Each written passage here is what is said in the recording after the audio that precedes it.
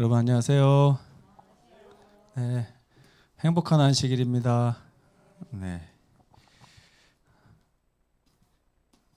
이 안식일에 주님 안에서 정말 복되고 즐겁고 행복하고 평안한 마음을 누리시게 되기를 간절히 바랍니다. 지난 화요일에 말씀을 반만 하다가 마쳐가지고 오늘 그 후반부를 좀 해야 됩니다. 그래서 시온산의 축제와 심판 2 시간을 좀 갖도록 하겠습니다. 주제절을 한번 읽어보겠습니다. 시작.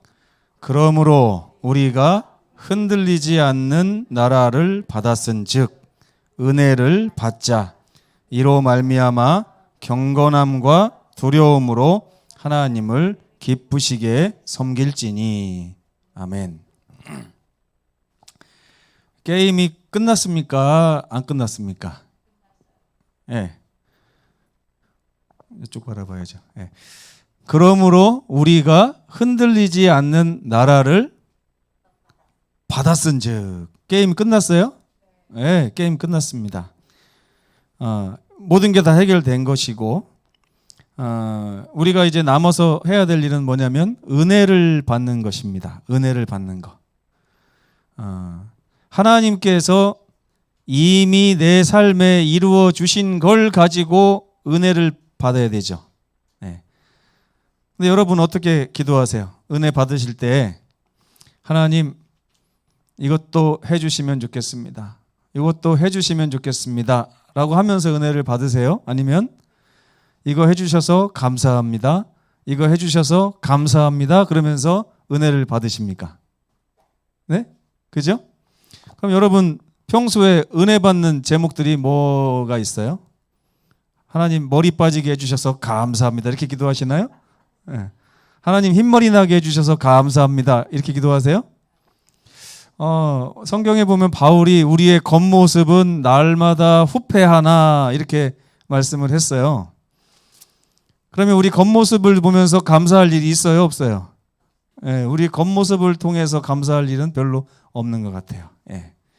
뭐 재산이 늘어난다고 해도 겉모습이 후패하고 있는데 이게 감사할 일은 아니죠. 그렇죠? 우리 가족이 잘 된다고 그래서 좋아할 일이 아니에요. 왜? 나는 후패하고 있으니까. 계속 부패하고 있고 부패하고 있고 부패하고 있고. 생명이 어제보다 오늘이 덜 남았어요. 그죠? 근데 은혜를 받는다는 것은 뭐냐? 하나님께서 이미 흔들리지 않는 나라를 우리에게 주셨은즉 이걸 가지고 은혜를 받아야 된다. 이걸 가지고 은혜를 못 받으면 세상에 은혜 받을 게 별로 없습니다. 교회를 그렇게 많이 다니고 헌금도 열심히 내고 전도도 열심히 했는데 왜 우리 아들이 대학에 떨어져? 그렇죠? 그렇게 했는데 왜 우리 장사가 이 모양 이 꼴이야? 왜 이번에 귤이 이렇게 많이 안 달리고 가격이 이렇게 폭락을 했어? 사도 바울은요, 그런 걸 가지고 은혜 받으라고 하지 않았습니다. 우리가 흔들리지 않는 나라를 받았기 때문에 이걸 가지고 은혜를 받으라고 그랬어요. 흔들리지 않는다는 얘기는 무슨 얘기입니까? 변하지가 않는다는 얘기예요. 귤 농사를 졌는데 작년에는 5천만 원을 벌었는데 올해는 5천만 원을 손해봤어요. 그러면 귤 농사라고 하는 것은 흔들리는 것입니다. 그러니까 그 흔들리는 것에다가 자꾸만 은혜를 받으려고 하시면 안 돼요. 흔들리지 않는 것에 은혜를 받을 줄 아는 그리스도인이 되시기를 간절히 바랍니다. 이렇게 흔들리지 않는 것에 은혜를 받으면 그로 말미암아 하나님을 섬길 때 어떻게 섬길 수 있다고요? 기쁘게 섬길 수 있다고요. 기쁘고 행복하고 경건하고 또 두려움으로. 왜 두려워요? 하나님 무서워요? 무서워서 그런 게 아니에요. 위대하신 하나님을 보면서 하나님이 위대하는 만큼 우리가 좋습니까? 아니면 하나님이 볼품 없어야 좋아요? 위대하신 하나님이 좋은 거잖아요. 그러니까 위대하신 하나님을 보면서 그걸 경탄하고 감탄하면서 하나님을 섬길 때 우리가 즐거움을 누릴 수 있는 것입니다. 한 주일 동안 이 히브리서 12장 28절을 묵상해 보니까 이런 뜻이었어요. 그래서 참 은혜를 받을 만한 거구나 하고 생각을 하게 됐습니다. 화요일에 우리가 히브리서 기별의 핵심이 12장 18절에서 29절에 이제 모여 있다고 그랬습니다. 이 안에는 두 가지 핵심 기별이 들어 있는데, 첫째는 새 언약과 중보자이신 예수님에 대한 이야기, 기별이 숨어져 있습니다. 예수님은 우리에게 새 언약을 시작하도록 해주신 분입니다. 새 언약을 시작하게 해주셨을 뿐만 아니라 그 새 언약의 당사자인 우리를 보증해 주시는 분이에요. 언약이라고 하는 게 참 좋은 것입니다. 참 좋은 거예요. 누가 누구를 보증해 준다는 게 후견해 주고, 후견인이란 말 들어보셨죠? 후견인. 참 소개서를 왜 씁니까? 자기 소개서 외에도 옆에서 누가 추천서 및 소개서를 막 써주시잖아요. 왜 그래요? 그 사람이 이 사람을 보증해 주는 거예요. 보증해 주는 것입니다. 우리가 회사에 들어가려고 하면, 제가 목회 시험 나올 때도 보니까 이렇게 보증이 필요하더라고요. 보증. 금전적인 보증이 아니라 이 사람에 대해서 우리는 모릅니다. 그렇죠? 심사위원들이 처음 본 사람을 어떻게 알아요? 그렇죠? 그런데 그 심사위원들이 믿을 만한 누군가가 그 사람에 대해서 후견인을 자청하는 거예요. 이 사람 제가 보증하겠습니다. 이 사람이 만약에 목회 나가서 잘못되거나 엉뚱한 길로 가면 제가 책임질 텐데, 이 사람은 그러지 않을 사람임을 알기 때문에 제가 그렇게 책임집니다. 이렇게 하는 게 후견인이죠. 그렇죠? 예수께서는 새 언약을 맺는 데 있어서 우리의 대표자이시기도 해요. 그러니까 우리가 하나님과 언약을 맺었다는 얘기는 우리의 대표자이신 예수께서 하나님과 언약을 맺었다는 얘기가 돼요. 또한 부족한 우리가 어떻게 거룩하신 하나님과 언약을 맺을 수 있냐? 거룩하신 예수께서 우리를 보증하시고 우리의 후견인이 되시기 때문에 우리가 하나님과 언약 관계에 맺을 수 있는 것입니다. 그 얘기가 히브리서의 첫 번째 기별이에요. 우리가 하나님과의 새 언약 관계에 들어간 것은 온전히 예수님 때문인데, 예수께서 우리의 대표자가 되시기도 하고 우리의 보증인이 되시기도 하신다.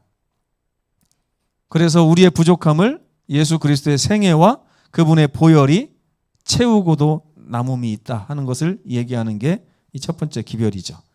두 번째는 심판에 대한 이야기가 나옵니다. 심판. 자, 이미 보증한 사람들을 왜, 심판은 어떨 때 심판을 해요? 언약이 깨졌거나, 그죠? 그러면 심판을 받아야 돼요. 그죠? 형벌을 받아야 될 거 아닙니까? 그런데 이미 우리의 모든 죄악은 예수님에게 다 가 있고, 예수님은 온전히 그것을 하나님께 드림으로 간합하심을 받았어요. 이미 이 축제라는 게 그겁니다. 그런데 왜 심판이 필요할까요? 이 이야기를 오늘 좀 자세하게 해보겠습니다. 히브리서 기자는 우리가 믿음으로 다다른 곳이 어디라고 얘기해요? 시온산에 우리가 도착했습니다 라고 얘기를 하고 있습니다. 그러면서 뭐라고 합니까? 이 시온산은 하늘에 있는 예루살렘인데, 그곳은 옛날에 이스라엘 백성들이 갔었던 시내산과 같이 두려운 곳이 아니다. 여러분, 시내산 그러면 여러분 마음에 이렇게 평안이 찾아옵니까? 두려움이 찾아옵니까? 저는 예전에 뭣도 모르고 시내산 그러면 계명도 받은 곳 뭐 어쩌고저쩌고 해가지고 즐거운 곳, 행복한 곳인 줄 알았어요. 근데 가만히 성경을 읽어보니까 이스라엘 백성들은 엄청나게 두려웠던 날이더라고요. 그날이. 하나님께서 협박도 보통 협박을 많이 하신 게 아니에요. 이 산으로 올라오지 말라고 해라. 누구든지 올라오는 자는 다 죽임을 당할 것이다. 동물이 만약에 그 산으로 올라가면 활로 쏘아 죽이라고 이렇게 명령을 하셨어요. 어떤 것도 이 거룩한 산에 접근하지 못하게 해라. 접근하는 모든 것은 다 죽게 될 것이다. 이게 신의 산이에요. 왜 그래요? 하나님과 우리 사이에 죄의 간격이 너무나 끔찍하기 때문에 그런 것인데, 예수께서 그 끔찍한 죄의 간격을 십자가의 보혈로 메꾸신 것입니다. 그래서 우리가 아버지 앞에 갔는데 신의 산과 다르게 하늘의 시온성, 하늘의 예루살렘은 신의 산과 같이 무서운 곳이 아니라는 것을 바울이 얘기하고 있습니다. 그곳은 어떤 곳이냐?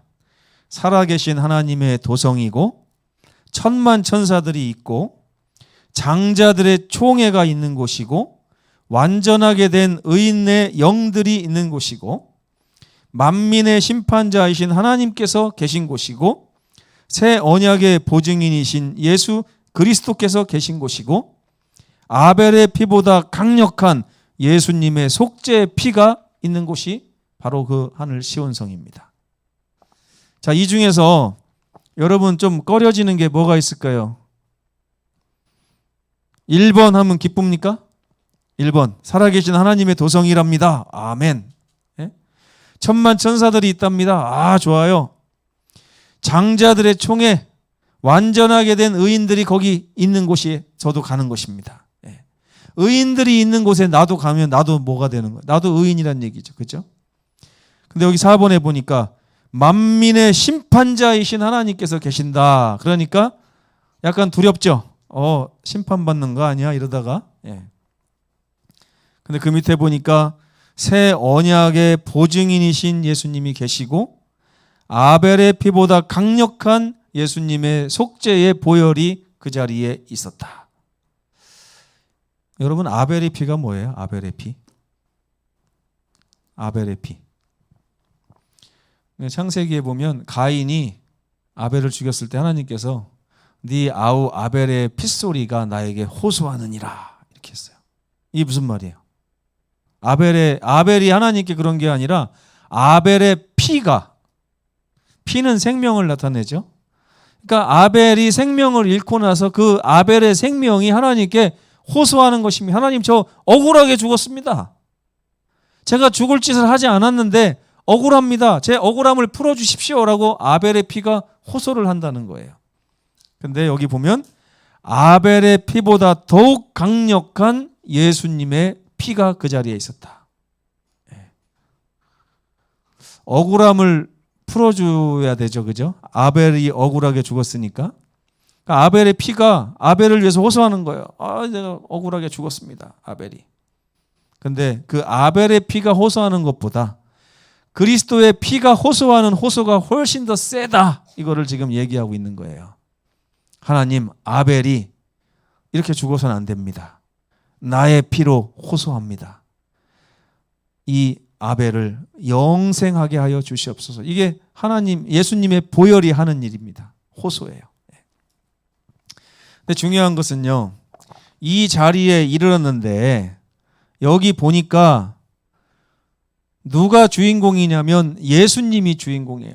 이 자리는 축제라고 그랬어요.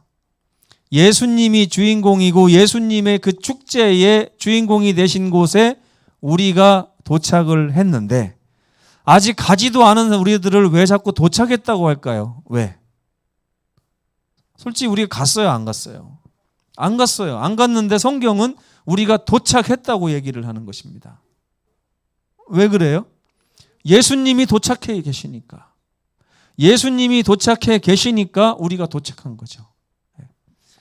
지금 러시아 전쟁으로 인해서, 우크라이나 전쟁으로 인해서 러시아하고 중국이 자꾸만 세계적으로 민폐를 자꾸 끼치고 그러니까 유엔에서 이 두 나라의 상임 이사국 자리를 이렇게 박탈하려고 여러 나라들이 힘쓰고 있는데, 그러다 보니까 상임 이사국이 되기 위해서 몇몇 나라들이 막 이제 하는 모양이에요. 그 중에 대표적인 나라가 일본입니다. 일본. 우리가 상임 이사국에 좀 들어가야겠다. 근데 잘 안 되는 모양이에요. 어디 전범국이 여길 들어오려고 그래 이러면서 말도 안 되는 소리 하지 말아라. 독일은 자기 처지를 알기 때문에 찍소리도 안 하고 가만히 있답니다. 독일이 좀 지혜로운 것 같아요. 근데 이 중국하고 러시아가 빠지고 나서 가장 강력한 나라가 어디냐면 우리나라예요. 우리나라.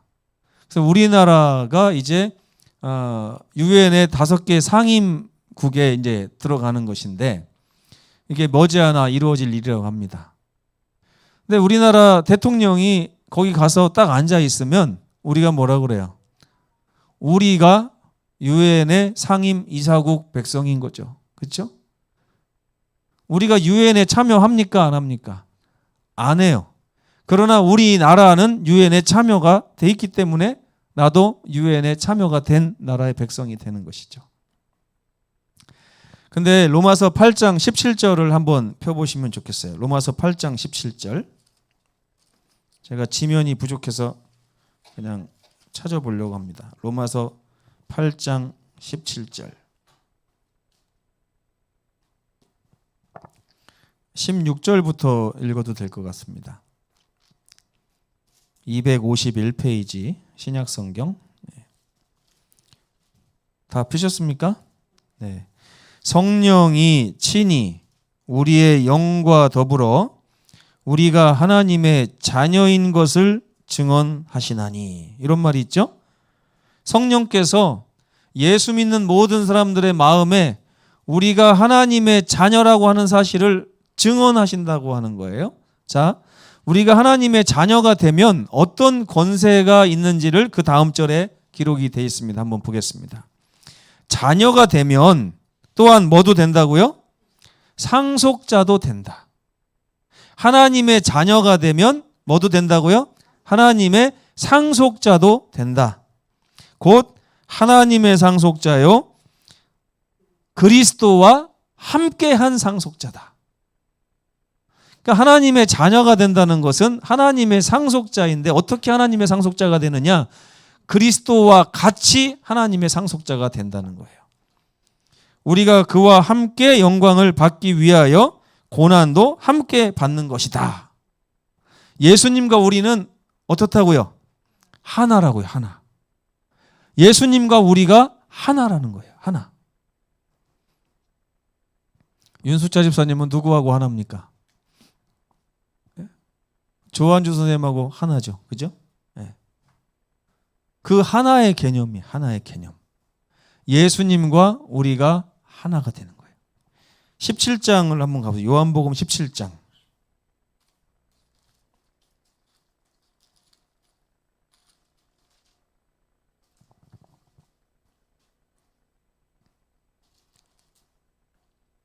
(22절) 177페이지요. 요한복음 17장 21절. 아버지여, 아버지께서 내 안에 내가 아버지 안에 있는 것 같이 그들도 다 하나가 되어 우리 안에 있게 하사 세상으로 아버지께서 나를 보내신 것을 믿게 하옵소서. 이렇게 나오죠. 그러면서 예수께서 지금 뭘 바라고 있어요? 예? 아버지와 예수님이 하나인 것처럼 그들도 다 예수님과 하나가 돼서 우리 안에 있게 해주십시오. 그러니까 아버지와 예수님과 우리가 다 하나가 된다는 얘기예요. 하나. 그렇죠? 이렇게 하나가 되면 24절. 네. 아버지여, 내게 주신 이 사람들도 나 있는 곳에 나와 함께 있어서 아버지께서 창세 전부터 나를 사랑하심으로 내게 주신 나의 모든 영광을 그들로 보게 하시기를 원하옵나이다. 네. 예수님의 것을 함께 누리는 자가 우리라는 것을 이렇게 얘기하고 있는 거예요. 보면 이 자리에 예수님이 가 계신 것이 왜 우리에게 기쁨이 되느냐? 예수님과 우리가 하나이기 때문에 그렇습니다. 만약에 예수님과 하나 되지 않은 분들은 여기 가 있는 거예요? 못 가 있는 거예요? 못 가 있는 거예요. 그러니까 뭐가 중요한 거예요? 사실은 예수님과 하나 되는 것이 너무나 중요한 거예요. 예수님. 그래서 히브리서 12장 2절에 보면 믿음의 주요 또 온전하게 하시는 분인 예수를 바라보라. 왜요?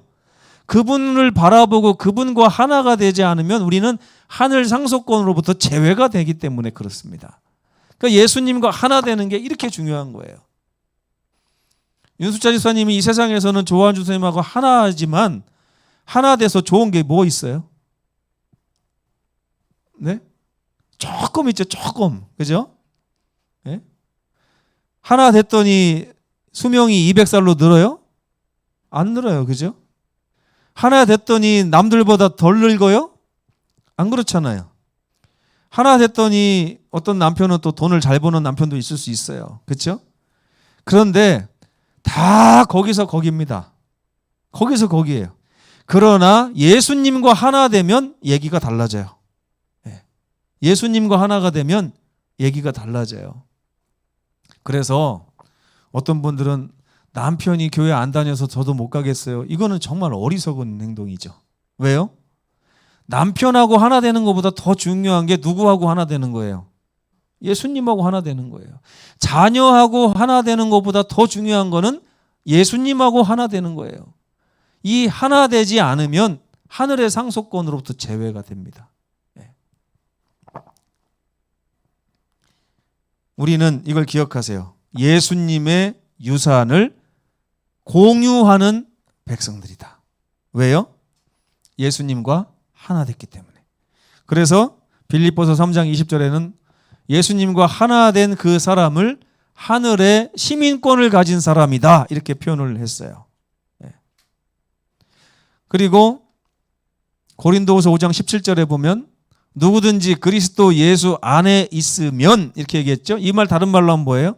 하나 됐다는 뜻이에요. 예수와 하나 된 자들은 새로운 피조물이니 이렇게 얘기하고 있는 것입니다. 간단하죠? 간단해요. 그래서 제가 예전부터 그리스도 안에 있는 게 뭔가 고민을 많이 해봤는데 다른 말로 설명하는 것보다 하나 된 거, 요한복음 17장 가지고 설명하는 게 가장 이해가 빠르다 하는 생각을 하게 됐습니다.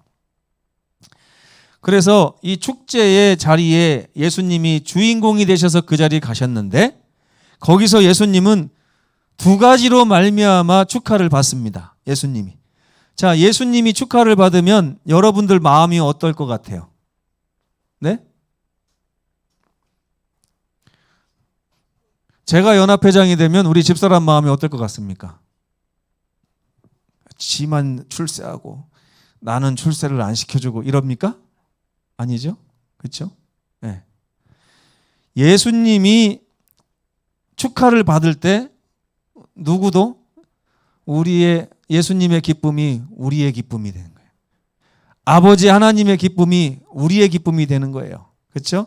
그래서 예수님이 왕으로서 통치자의 자리에 오릅니다. 요 시온산의 축제에서 이게 예수님의 승천하신 이후에 벌어진 일이라고 했어요. 그렇죠? 그 다음에 예수님이 왕으로 통치자의 자리에 오름과 동시에 새 언약이 계시되는데 무엇을 통해서요? 예수님이 우리의 영원한 중보자로 취임하시기 때문에 제사장으로 취임하시기 때문에 영원한 언약이 시작되는 거예요. 그러니까 우리의 왕이요 우리의 제사장으로 예수님이 취임을 하시는데 이게 몇 년짜리입니까? 네. 윤석열 대통령은 몇 년짜리예요?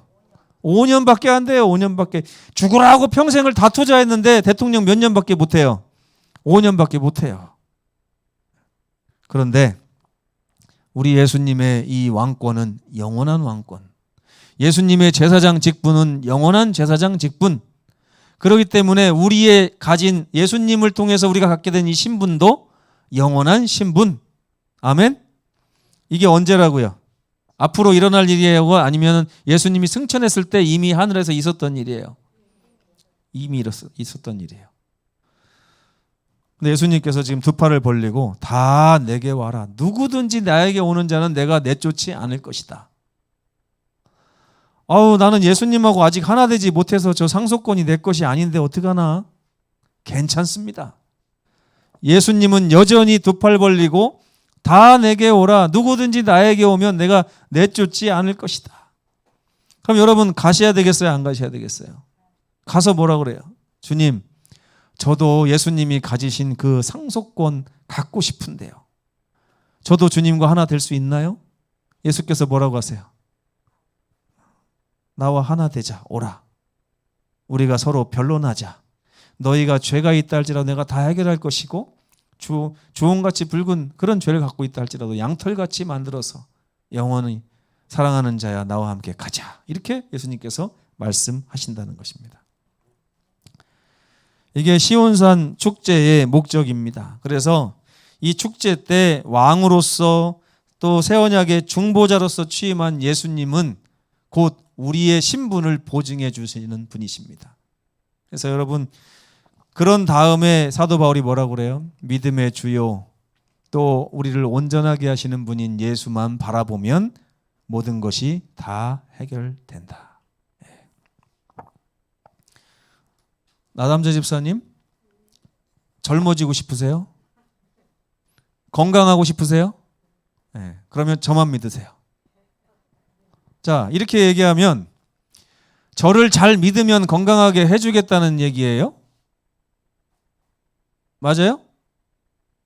저를 잘 믿으면 제가 그 상을 잘 믿었으니까 상으로 건강을 주겠다 이런 뜻입니까? 맞아요? 아니에요. 네, 이게 아니죠. 저만 믿으라는 얘기는 뭐예요? 집사님이 건강하게 되는 데 있어서 필요한 모든 거 다 내가 해주겠다는 얘기지. 그렇죠?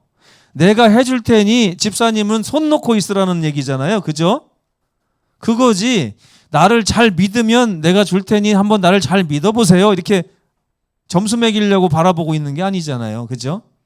그러니까 하나님께서 누구든지 예수를 믿으면 이라고 할 때 잘 믿는지 보겠다는 얘기예요? 아니면 예수님께서 우리가 해야 될, 우리가 해서 갖춰야 될 모든 걸 다 해주실 테니 믿고서 가만히 있으란 얘기입니까? 네? 아, 누가 방송으로 보면 우리 서귀포교인들 다 바본 줄 알겠어요. 네? 답을 알려주면서 물어보는데 대답을 안 하시면 어떡해.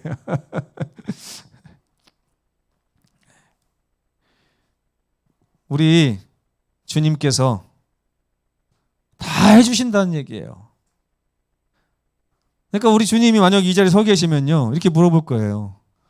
나의 유업을 같이 나누고 싶으냐? 예, 그럼 뭐라 그래요? 나만 믿어라. 내가 다 해주마. 나만 믿어. 그러면 그때부터는 어떻게 하면 돼요?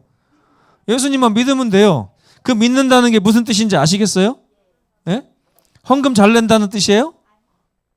그럼 전도 열심히 한다는 뜻이에요? 그럼 뭐예요? 예수님 바라보고 가만히 걱정 없이 있는 거예요. 걱정 없이. 그죠? 문제 생기면은 어떻게 하면 돼요? 예수님, 저한테 문제 생겼는데 이것도 예수님 해결해 주시겠죠? 이렇게 해서 그 다음부터 마음에 뭐가 없어져요? 걱정과 근심이 사라져요. 걱정과 근심이. 이게 바로 평안이고 쉼이에요. 예수님이 그래서 나에게 오라고 그러시는 거예요. 다 해주겠다고. 예수님이 다 해주실 줄로 믿습니까? 예. 이제 좀 똑똑해지시는 것 같아요. 그래서 이 하늘 시온산 축제는 새 언약이 시작된 곳이고 영원한 제사장이자 영원한 왕이신 우리 주님이 취임하신 곳입니다. 그래서 예수님의 피가 그것을 인증하신 곳이에요. 우리에게 앞으로 두고두고 기억에 남을 만한 장소입니다. 기억에 남을 만한 장소예요. 그런데 이 장면이요, 가만히 보니까 다니엘서 7장하고 좀 비슷해요. 다니엘서 7장을 한번 펴보세요. 다니엘서 7장. 구약성경 1246페이지. 다니엘서 7장.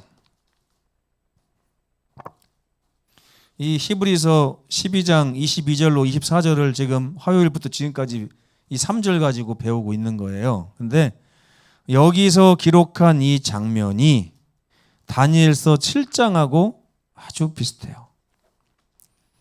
7장에 보면 7장 9절에 옛적부터 항상 계신 이가 앉아 계신 보좌가 나오고요. 그 다음에 그 보좌에 불꽃이 있다고 나오고요. 그 다음에 10절에 보면 그 옆에 천천만만의 천사들이 있다고 나오고요. 그 다음에 거기에서 뭘 베푼다고 그랬어요? 그 자리에서 심판을 베푸는데 그 앞에 책들도 펴져 있다고 기록을 하고 있습니다. 13절에 보니까 거기 인자 같은 이 예수님이 하늘 구름을 타고 옛적부터 항상 계신 이에게 나아갔는데, 옛적부터 항상 계신 분께서 예수님에게 권세와 영광과 뭘 줬다고요? 나라를 줬어요. 나라를. 예수님이 나라를 받은 것입니다. 지금. 그죠?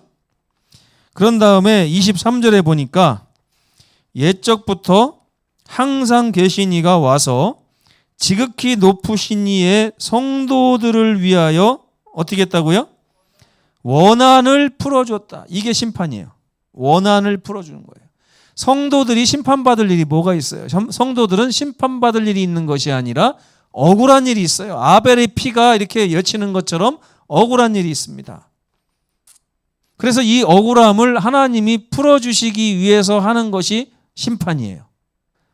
그래서 하나님이 보좌에 심판하기 위해서 책들을 펴놨어요. 이 책은 무슨 책일까요? 기념책이에요.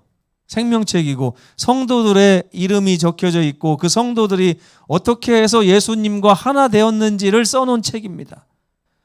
그래서 이 성도들을 옹호하기 위해서 그 책이 있는 거예요. 누구에게 보여주려고요?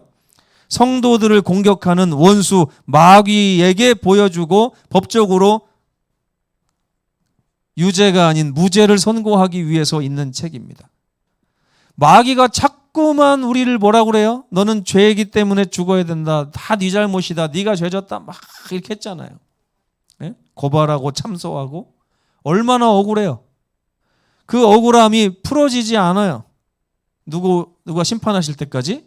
하나님이 심판하실 때까지 억울함이 풀어지지 않는데, 여기 보니까 옛적부터 항상 계신 이가 와서 예수님에게 나라를 주신 후에 그 옛적부터 항상 계신 이가 와서 다시 지극히 높으신 예수님의 성도들을 위하여 원한을 풀어주시고 나서야 성도들은 예수님이 받은 나라를 함께 받을 수 있게 되었다.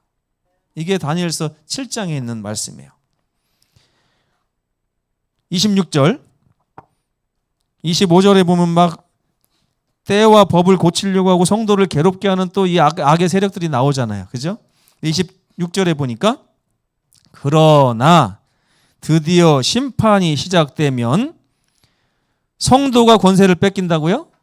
아니에요. 그 악한 자가 권세를 빼앗기고 완전히 멸망할 것이요. 심판은 누구를 멸망하기 위해서 있는 거예요? 악한 자를 멸망하기 위해서. 악한 자를 멸망시켜야만 성도들의 원한이 풀어지니까. 그렇죠? 예. 27절, 완전히 멸망하고 난 다음에 나라와 권세와 온 천하 나라들의 위세, 이거 원래 누구에게 주신 거예요?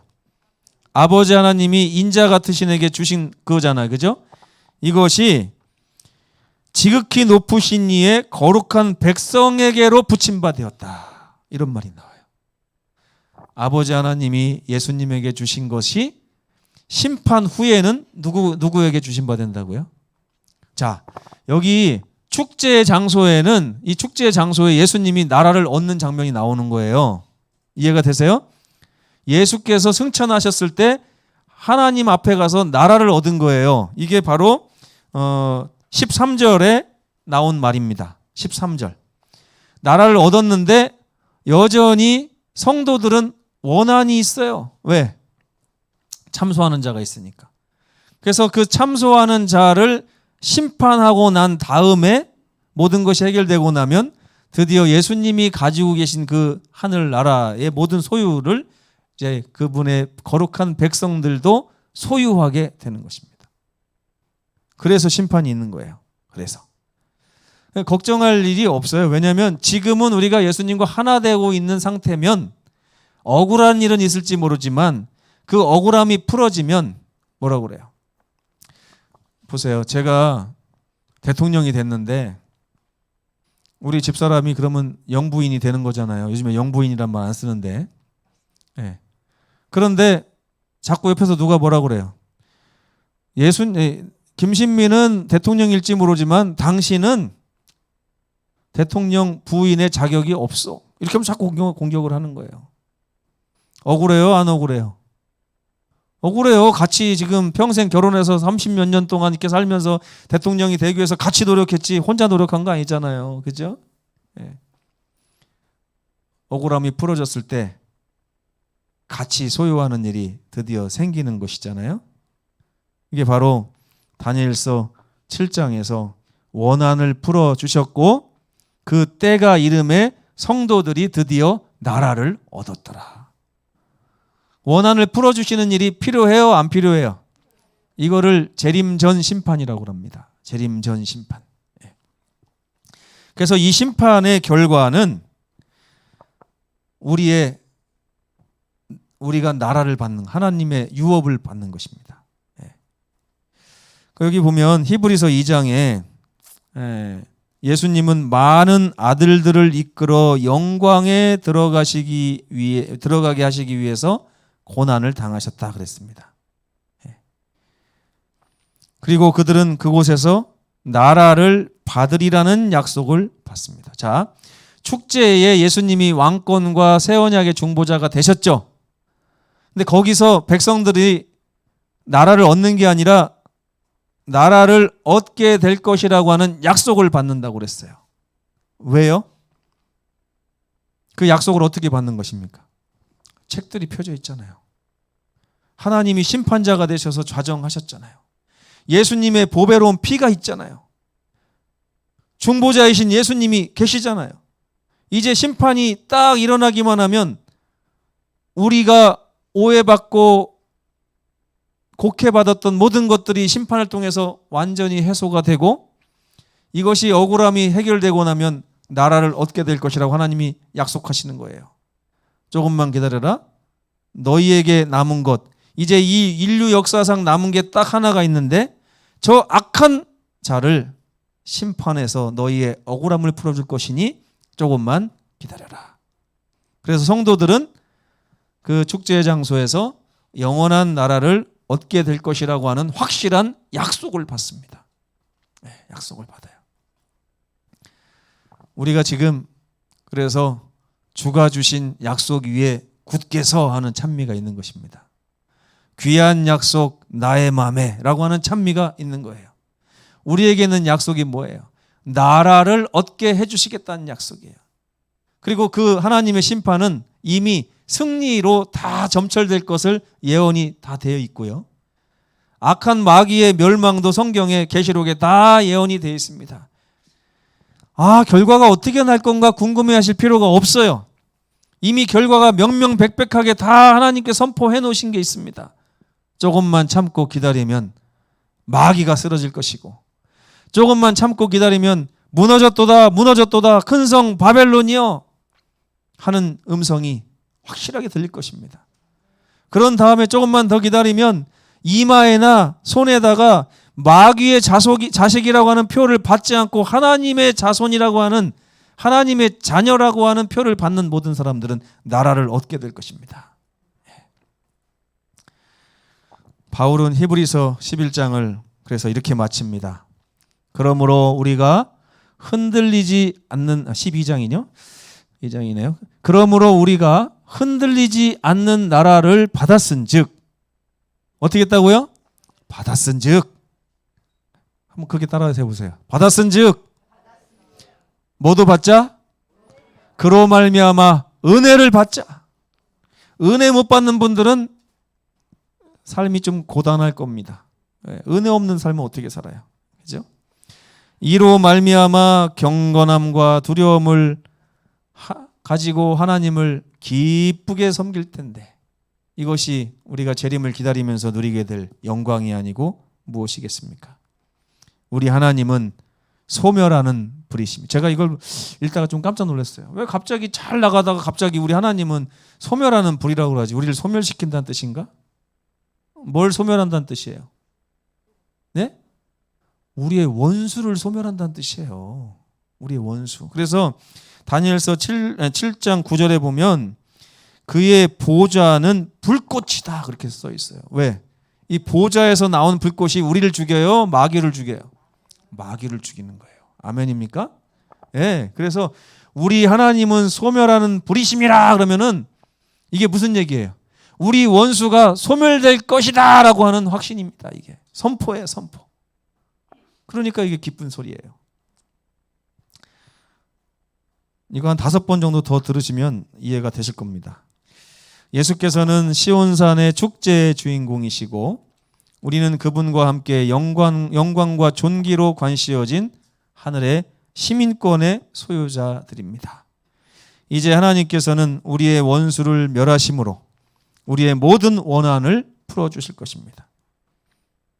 그렇기 때문에 우리는 받은 은혜를 생각하며 하나님을 기쁘게 섬기는 그런 삶을 누려야 되겠습니다. 그런 삶을 누리시게 되시는 우리 모든 성도들 되시기를 바라면서 말씀을 마치겠습니다.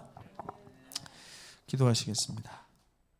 감사하신 우리 아버지 하나님, 고맙고 또 고맙고 감사합니다. 오늘 이렇게 보니까 누구든지 그리스도 예수 안에 있는 자는 결코 정죄함이 없을 뿐만 아니라 새로운 피조물로서 하늘나라 백성이라고 선포함을 받는다는 사실을 성경을 통해서도 확인하게 되었습니다. 아버지 하나님, 예수께서 승천하신 이후에 하늘에서 시온산에 엄청난 축제가 있었습니다. 그 축제는 하나님께로부터 모든 권세와 영광과 나라가 아들이신 예수께 왔고 또 예수께서는 새 언약의 중보자로 취임하시면서 우리와 하나님 사이에 결코 부러지지 않는 다리를 온전히 놓으셨다는 것입니다. 우리의 모든 삶이 이제 주 안에 있는데 악한 마귀의 그런 유혹과 참소와 이런 고소 이런 것들이 여전히 우리 마음을 괴롭게 하고 있습니다. 우리의 원한을 주께서 풀어주신다고 보좌에서 약속하셨습니다. 주의 보좌에서 나오는 소멸하는 불이 악한 마귀를 소멸하게 될 것입니다. 주여, 우리가 기쁜 마음을 가지고 주님을 섬기며 이미 주신 은혜를 바라보며 날마다 은혜 가운데 살 수 있도록 도와주시옵소서. 얼마 있지 않아 주님께서 다시 오실 때 우리는 약속하신 나라를 온전히 상속받게 될 것입니다. 믿음의 주요 또 온전하게 하시는 예수를 날마다 바라보며 그분과 하나 되게 하여 주시옵소서. 예수님의 이름으로 간절히 기도합니다. 아멘.